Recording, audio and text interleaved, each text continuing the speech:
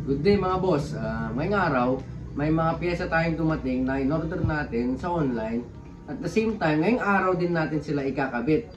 Tara, samahan nyo ako. Bale mga boss, ipapakita ko muna sa inyo yung mga pyesa natin ikakabit.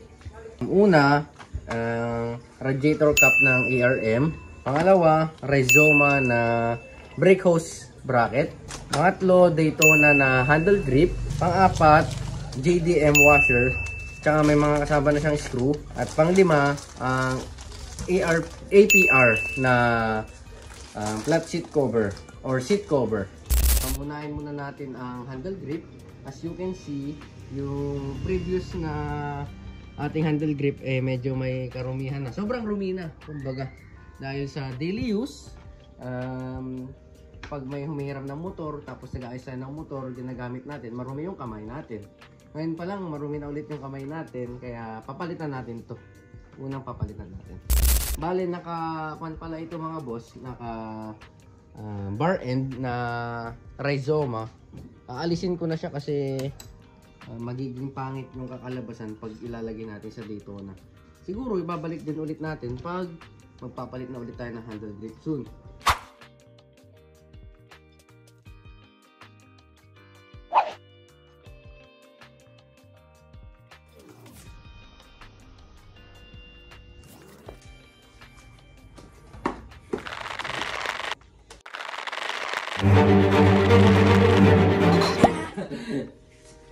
Alam mo isahan mo.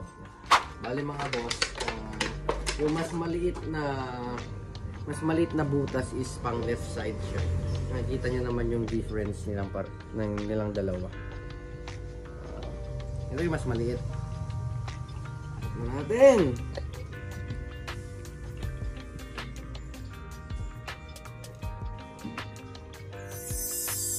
So smooth.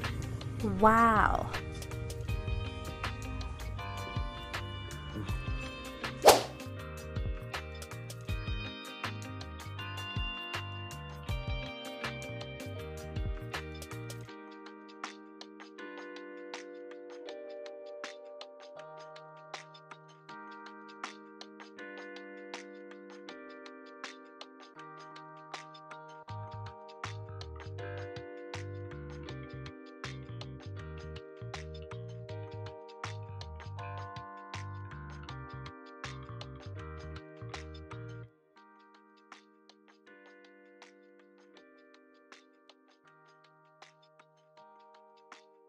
Mga boss, nailagay na natin yung ating Daytona handle grip. Para siyang snake scale, kumbaga. Tama ba? Para siyang kaliskis ng mga ahas.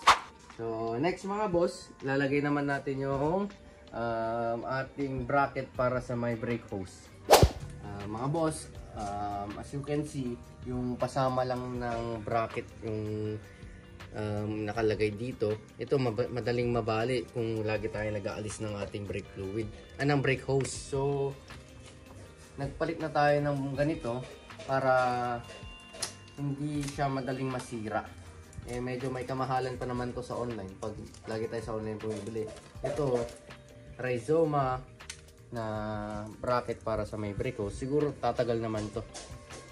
Feel ko siguro tatagal.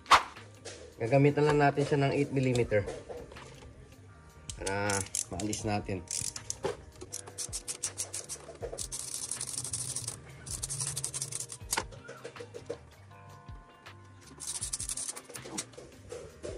Ito yung sinasabi ko mga boss na madali lang siyang masira. Yan nababali ng mga kamay. Sensya na kayo sa kuko kasi naglinis tayo ng CVT ng isang motor na customer. So, titignan natin yung the best spot or the best na location nito kung saan natin ilalagay. Siguro babaliktarin ko na lang para maging maayos siya. Or, depende. Tignan natin. Baklasin muna natin to.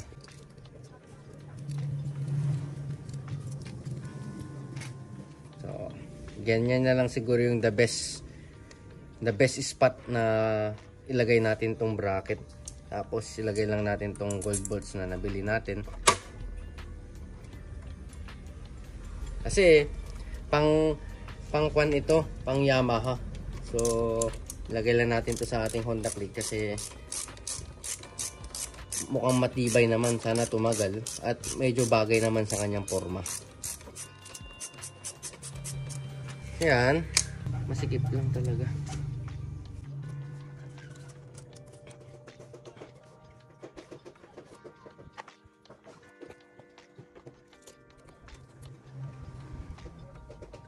So ayusin na natin na maigi yung mga pestuhan nito para hindi masira.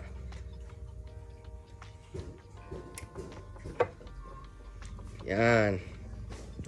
So mga boss, ilagay na natin yung bracket. Bale, ayusin na lang natin para ma-secure at maprotektahan maigi yung mga brake hose para hindi masira at mag-leak. So susunod na tayo sa may radiator cap naman tayo. So nakikita nyo naman mga boss, yung dati nating radiator cap is mayroong mga paint at saka mga gas-gas na. So maglalagay tayo ng radiator cap ng ERM. Baka naman. Bale, pag bumili na po pala kayo nito mga boss, is meron na siyang kasamang Allen wrench. At the same time yung mga screws na maliliit para pang ipit or pang lock. Bale, dipatong lang to mga boss. Make sure lang natin na malamig yung makina natin before tayo magbukas ng radiator para hindi tayo mapapaano. So ito mga boss, papatong na natin. So yan, dipatong lang, tapos lagay na natin yung mga pang paigpit para safe ito sa biyahe, para hindi tayo malaglagan. So gagamitin natin yung free niya na Allen wrench. Tapos may butas dito, lalagay lang natin para pang lock. So, yan. Sa kabila naman.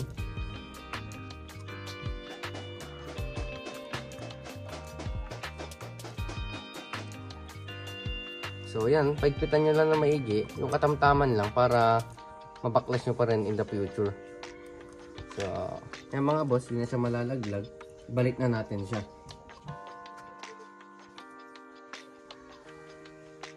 Mga boss, susunod, ilagay naman natin itong JDM washer na nabili natin.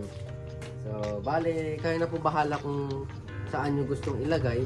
Basta kasya po ito sa butas. Hanapan natin kung saan siya kakasya. Let's go!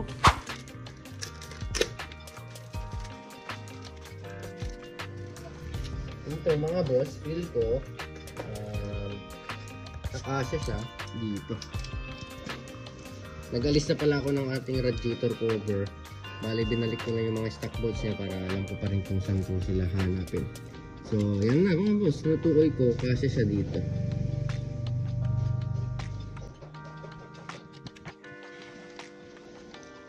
Bali, kayo na bahala at kayo na mag-decide mga boss kung saan nyo sila ilalagay. Mostly kasi siya sa mga 8mm na mga bolts. Doon lang siya kakasya.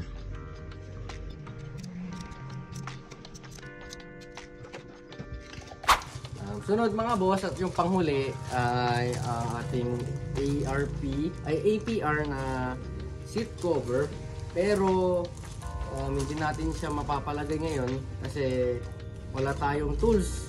Meron naman tayong compressor pero wala tayong ng proper tools. As you can see mga boss is meron ng kalmot ng mga alaga natin mga pusa. Yung previous na APR seat cover natin. Balak kong ilagay ito para malinis naman tignan. Pero hindi natin siya mapapalagay ngayon dahil nga, yun nga, wala tayong tools. So abangan nyo na lang sa susunod kung naipalagay ko na to. At see you sa susunod na video.